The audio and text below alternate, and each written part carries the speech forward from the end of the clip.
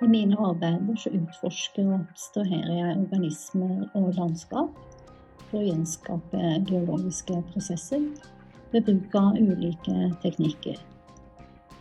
Inspirasjon er hentet fra geologi, paleontologi, arkeologi og humanøkologi. Tegning er en kombinasjon av en idé og en intuitiv prosess.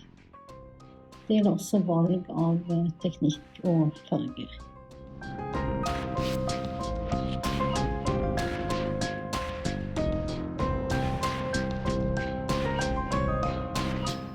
Arbeidet jeg viser består av maleri, tegning og tekst på MDF-plater, alle i A4-format. Jeg har brukt ulike medier som grafitt, olje, husmaling, oljepastell og kritt. Motivet er non-figurativ og ofte preget av gesturale bevegelser, overstrykninger eller kansellering. Det står i kontrast til tomrommet som alltid har stor plass i mine verk.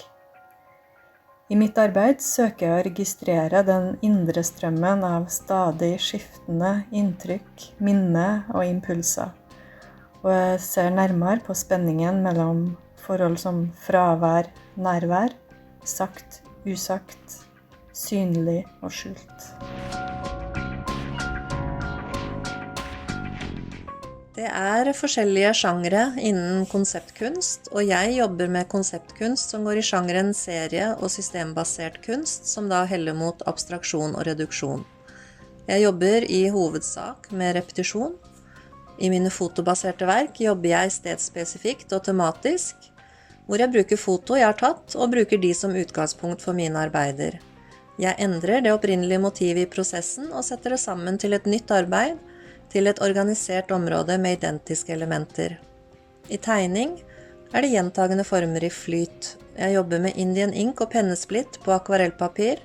Arbeidene blir til intuitivt i en gjentagende og repetitiv prosess, hvor jeg lar arbeidet utvikle seg uten for mange premeditative føringer.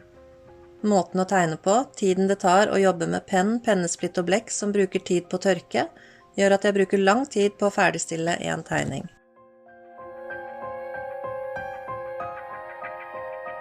Jeg jobber veldig prosessorientert med mine skulpturer. Skulpturene er laget av bandasjegips, og det er mange små deler som er satt sammen til en større form. Jeg er opptatt av at formen skal være sterk, tydelig og klar, og på de skulpturene som er malt svarte, så er formen det førende elementet i verket. Jeg er opptatt av at formen skal være sterk, og at den kan gjenta seg, og at den kan skape en bevegelse.